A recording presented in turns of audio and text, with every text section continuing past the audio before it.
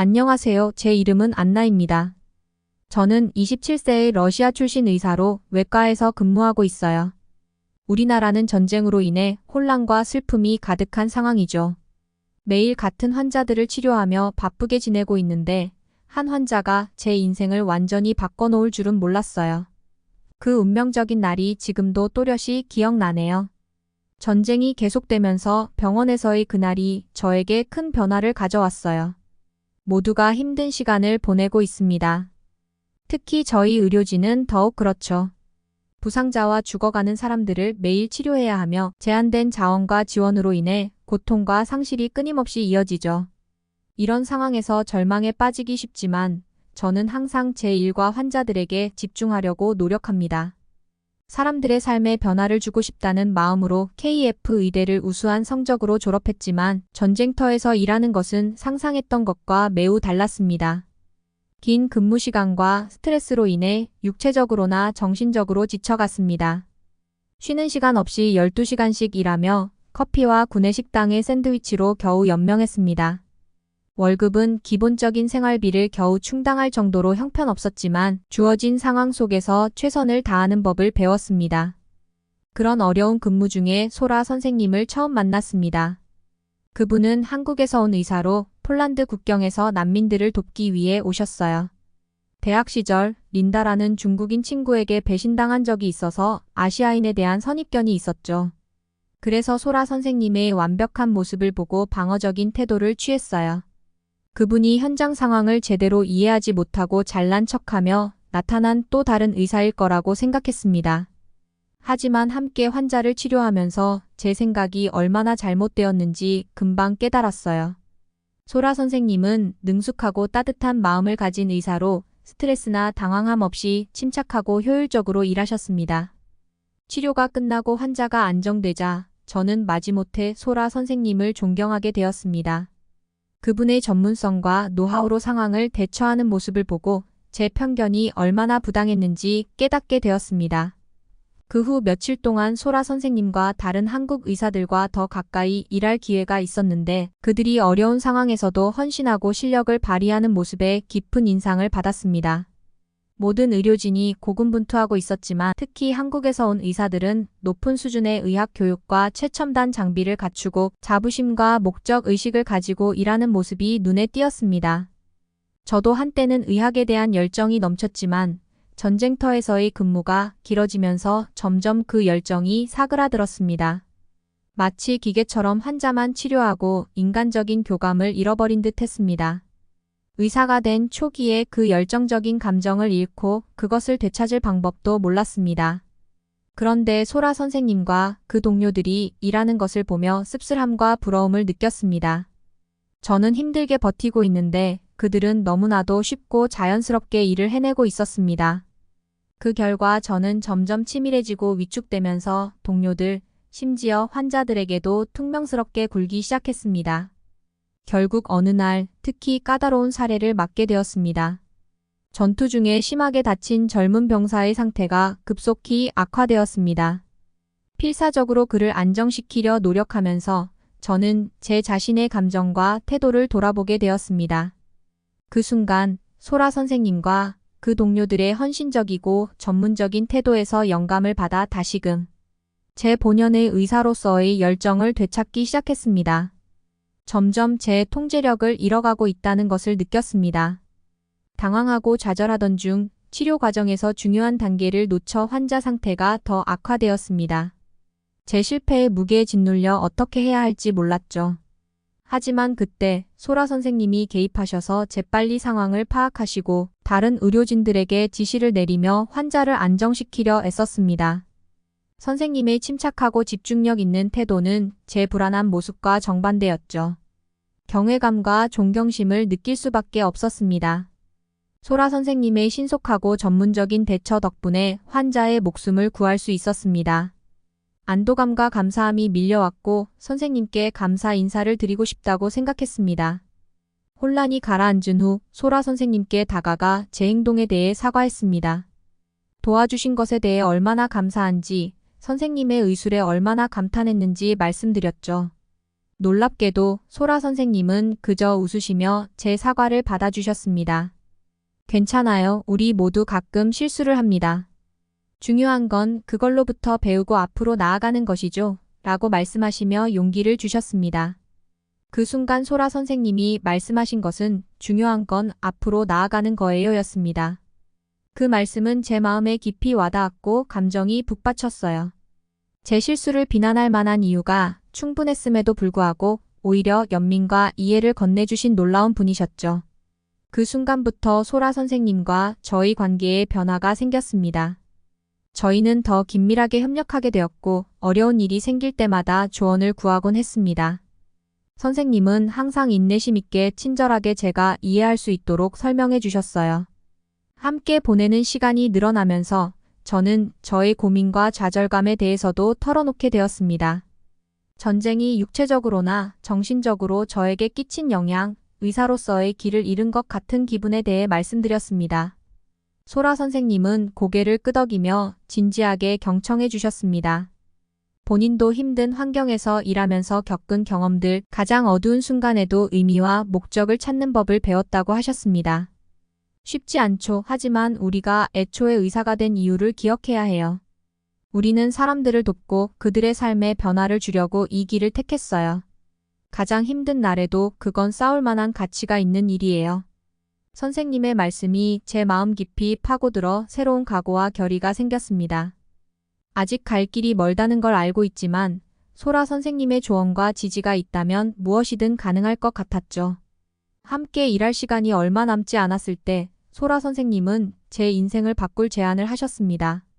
언젠가 한국에 와서 저를 찾아주세요. 모든 것에서 벗어나 잠시 휴식을 취하는 게 도움이 될 거예요. 세상 다른 곳에서 의학이 어떻게 시행되는지 보는 것도요.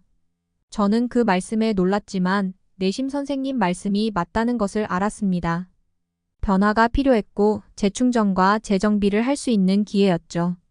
소라 선생님 같은 훌륭한 의사를 낳은 나라보다 더 좋은 곳이 어디 있겠어요? 그래서 저는 설렘과 두려움이 뒤섞인 채로 선생님의 초대를 수락했습니다. 한국에 도착하는 순간 인천공항에 내리자마자 너무 긴장되고 설레는 거예요. 한국은 처음 와보는 거라 무엇을 해야 할지 어떤 걸 보게 될지 전혀 감이 안 잡혔습니다. 그저 소라 선생님을 만나러 가는 것과 이 나라에서 의료가 어떻게 운영되는지 알아보는 것에 집중했죠. 바로 한국에 도착하자마자 저는 우크라이나와의 차이를 느낄 수 있었습니다. 공항부터가 현대적이었어요. 유리벽과 최첨단 시설들이 가득해서 정말로 놀랐죠. 세관을 통과하고 밖으로 나오니 눈이 휘둥그레졌습니다. 소라 선생님이 공항에서 저를 반겨주셨는데 병원 밖에서 보니 전혀 다른 느낌이었습니다. 수술복과 마스크가 아닌 세련된 블라우스를 입고 환한 미소를 짓고 계셨어요. 이 낯선 곳에서도 편안하고 행복해 보이셔서 부러웠습니다. 택시를 타고 서울 도심으로 들어가는 동안 창밖 풍경이 너무 새로워서 눈을 뗄 수가 없었습니다. 서울은 빽빽한 고층 빌딩과 화려한 네온 사인들로 활기 넘쳤습니다. 완전히 다른 세상에 발을 들인 것 같았죠. 제가 그동안 경험했던 어떤 것보다 빠르고 밝고 생동감 있는 곳이었습니다. 소라 선생님은 며칠 동안 서울의 구석구석을 보여주셨습니다. 맛집, 쇼핑 명소, 놀거리가 있는 곳들을 다니면서 작은 식당에서 제가 먹어본 고기 중 최고로 맛있는 음식을 맛보기도 했습니다. 서울에서의 경험은 정말 눈부셨어요. 도시 곳곳에서 발전된 모습을 볼 수 있었고 최신 기술과 혁신이 넘치는 사회처럼 느껴졌습니다. 고속열차가 도시를 가로지르고 병원에서 본 최첨단 의료 장비들은 모두 효율성과 진보를 염두에 두고 설계된 것 같았어요. 인력과 자금이 부족한 우리나라 병원들과 달리 서울의 의료시설들은 최신식이었고 세계 최고 수준의 의사들이 근무하고 있었습니다. 한국 의사들과 간호사들이 얼마나 능숙하고 정확하게 일하는지 보며 부러움을 느꼈습니다. 또한 한국에는 24시간 약국도 있어서 놀랐습니다. 우리나라에서는 약국이나 병원이 일찍 닫아 늦은 밤에 아프면 약 없이 밤을 지새우고 아침이 돼서야 치료를 받는 경우가 많거든요. 하지만 한국 의학을 특별하게 만드는 건 기술만이 아니었습니다. 의사들의 자세와 태도도 달랐어요. 우리나라 의사들은 너무 많은 일을 해야 하고 보수도 적지만 한국의 의사들은 환자 하나하나에 진심을 다하는 모습이었죠. 한국에서 의료인들이 받는 존경과 대우는 정말 인상적이었습니다. 그들은 일에 대한 자부심과 적극적인 의식을 가지고 있었고 이는 환자 진료의 질로 이어지는 것 같았습니다. 특히 어린이 병원 방문이 기억에 남습니다. 알록달록한 복도를 지나는데 모든 것이 밝고 환영하는 분위기였어요. 벽에는 아름다운 그림들이 그려져 있고 간호사들과 의사들은 어린 환자들과 소통하면서 미소를 지었습니다. 우리나라의 음침하고 딱딱한 병원들과는 정말 달랐습니다. 의사들이 환자들에게 보여주는 보살핌과 애정의 수준에 깊이 감탄했습니다. 그들은 자신이 맡은 아이들 한 명 한 명의 행복을 진심으로 바라며 최선의 치료를 위해서라면 무엇이든 할 것처럼 보였습니다. 며칠이 지나면서 저는 점점 더 한국과 한국인들의 매력에 빠져들었습니다. 한국인들이 인생에 임하는 태도가 너무 열정적이고 진취적인 것이었습니다.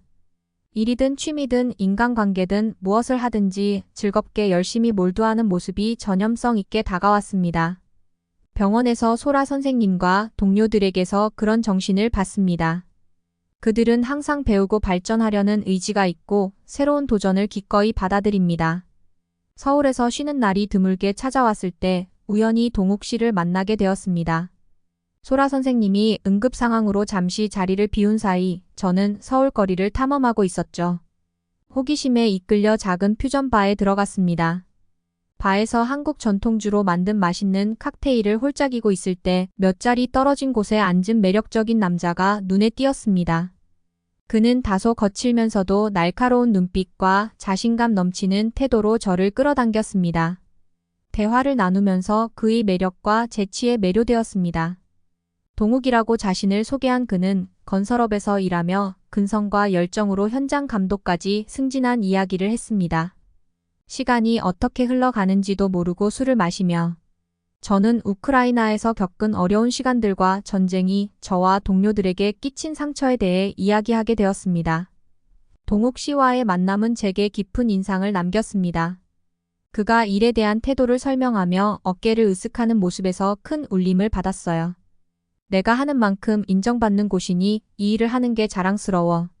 라는 말은 제가 내 인생과 일에 접근하는 방식을 다시 생각하게 만들었습니다. 전쟁이라는 환경을 핑계로 열정을 잃고 적당히 일하자고 생각했던 저를 반성하게 했죠. 헤어질 때쯤 제 인생을 바꿀 만한 사람을 만난 것 같은 느낌이 들었습니다.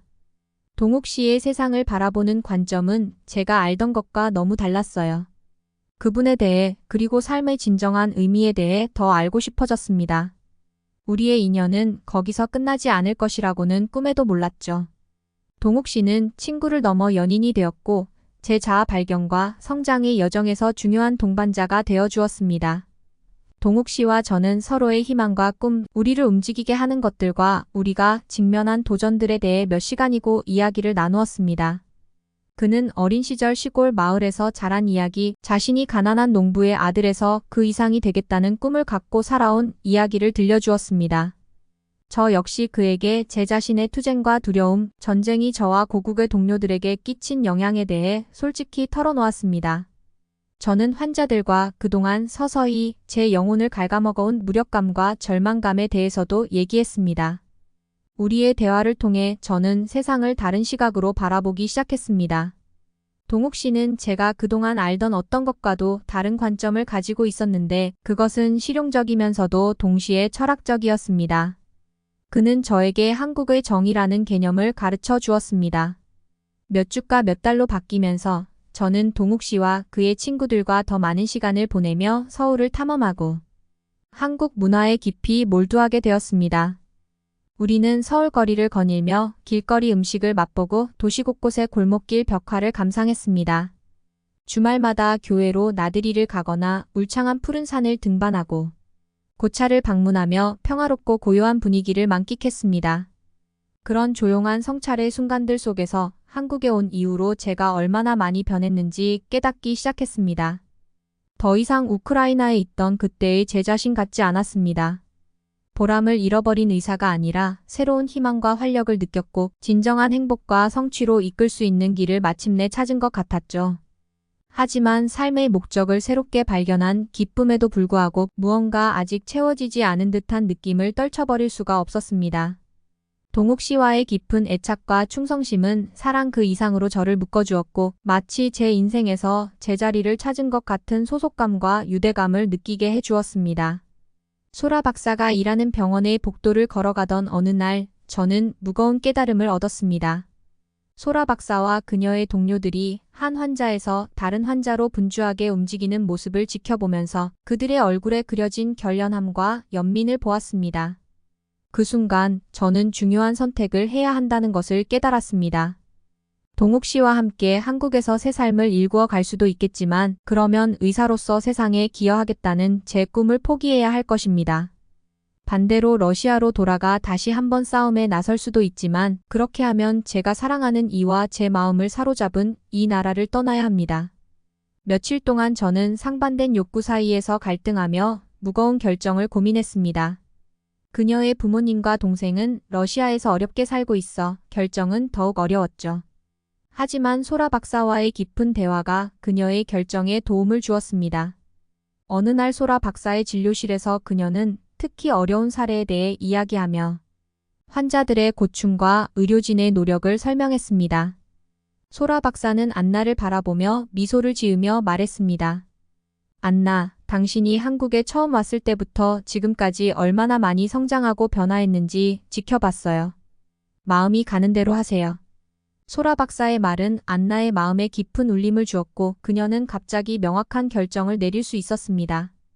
그 순간 그녀는 러시아로 돌아가 가족에게 한국에서의 계획과 사랑하는 사람이 있다는 사실을 말한 다음 다시 한국으로 돌아와 동욱 씨와 함께 살기로 결심했습니다. 러시아에 가기 전 나탈리아는 동욱 씨에게 그녀의 마음을 고백했습니다. 당신을 사랑해요. 러시아에 가서 가족들에게 한국에 사랑하는 사람이 있다는 것을 알려주고 돌아오겠습니다. 동욱 씨는 그녀의 프로포즈에 감동하여 고개를 끄덕였습니다. 비행기가 이륙하고 서울의 모습이 구름 아래로 사라지자 평온함이 밀려왔습니다. 전쟁으로 황폐해진 러시아로 돌아가고 있다는 것, 미래가 불확실하고 도전이 큰 곳으로 가고 있다는 사실을 알고 있었지만 저는 혼자가 아니었습니다. 앞에 놓인 모든 것을 맞설 힘과 용기가 있다는 것을 알고 있었습니다. 이 깨달음과 함께 저는 눈을 감고 세상을 내려놓으며 의사로서, 치유자로서, 그리고 삶의 진정한 목적을 찾는 여인으로서 제 여정의 새로운 장을 시작할 준비를 했습니다. 러시아에서의 가족을 설득하는 일은 쉽지 않았지만 동욱에게서 배운 태도, 즉 내가 옳다고 생각하는 것들을 끝까지 믿는 태도 덕분에 저는 결국 열정적인 인생을 살도록 하는 결정을 할 수 있었습니다. 동욱 씨와 소라 박사의 사랑과 지지, 그리고 한국에서의 시간 동안 배우고 경험한 것들을 가슴에 품고 있었습니다. 한국에서 보낸 시간은 제게 무한한 가능성의 세계를 열어주었고 동욱 씨와 함께 찾은 사랑은 저에게 다른 미래를 꿈꿀 용기를 주었습니다. 하지만 저는 또한 처음에 의학의 길로 저를 이끌었던 소명은 다른 사람들을 돕고 세상의 변화를 주고자 하는 열망을 무시할 수 없다는 것을 알고 있었습니다. 며칠 동안 저는 깊은 고민에 빠졌습니다. 제 앞에 놓인 각각의 길의 장단점을 저울질하면서 말이죠. 한편으로는 러시아에서 제 가족과 저를 필요로 하는 환자들이 있었고 반면에 한국에서의 새로운 시작, 사랑하는 사람과 함께 인생을 만들어 나갈 기회, 그리고 제 일에서 새로운 목적과 성취감을 찾을 수 있는 기회도 있었습니다. 결국 소라 박사와의 대화가 제 결정을 내리는 데 큰 도움이 되었습니다. 그녀는 인생은 후회와 함께 살기에는 너무 짧다고 때로는 익숙하고 편안한 것들을 뒤로하고 마음이 이끄는 대로 따르는 것이 우리가 할 수 있는 가장 용감한 일이라고 말했습니다. 그녀의 말이 귓가에 맴돌면서 저는 결정을 내렸습니다. 동욱 씨와 함께 한국에서 새로운 인생을 시작하기로 했습니다. 한국에서의 새로운 시작을 결정하고 러시아의 가족과 환자들을 떠나야 한다는 것은 쉽지 않은 결정이었습니다. 새로운 언어와 문화를 가진 낯선 나라에서 다시 시작해야 한다는 것을 알고 있었지만 동욱 씨와 소라 선생님의 지지가 있었기에 우리가 함께라면 어떤 장애물도 극복할 수 있다고 믿었습니다. 부모님께 이 소식을 전하는 것이 첫 번째 단계였습니다. 그분들이 제가 러시아를 떠나 의사로서의 경력을 포기하는 결정에 실망하실 것을 알고 있었지만 저는 제 자신과 제 행복에 솔직해야 한다고 생각했습니다. 마침내 용기를 내어 부모님께 말씀드렸을 때 그분들의 반응은 예상대로 충격과 실망이었습니다. 그분들은 제 마음을 돌리려고 하셨지만 저는 결정을 확고히 하면서 한국에서 특별한 것을 찾았으며 그것은 저에게 무시할 수 없고 떠날 수 없는 중요한 부분이라고 설명했습니다. 결국 부모님은 마지못해 제 선택을 받아들이셨고 비록 마음이 아팠지만 그들도 제가 찾은 새로운 행복을 이해하려고 노력하셨습니다. 부모님의 눈에서 슬픔과 걱정이 보였지만 저는 어디에 있든 연락을 드리고 자랑스러운 딸이 되겠다고 약속드렸습니다. 부모님의 축복을 받으며 한국에서 새로운 출발을 위한 준비를 시작했습니다. 새 의사 면허를 신청하고 한국어 공부에 열심히 매진했습니다. 동욱 씨는 제 곁에서 한 걸음 한 걸음 저를 지지해 주었고 새로운 나라에서 삶을 개척해 나가는 도전을 함께 헤쳐나갔습니다. 지금까지 사연 어떻게 보셨나요? 감동받으셨다면 구독과 좋아요 눌러주세요.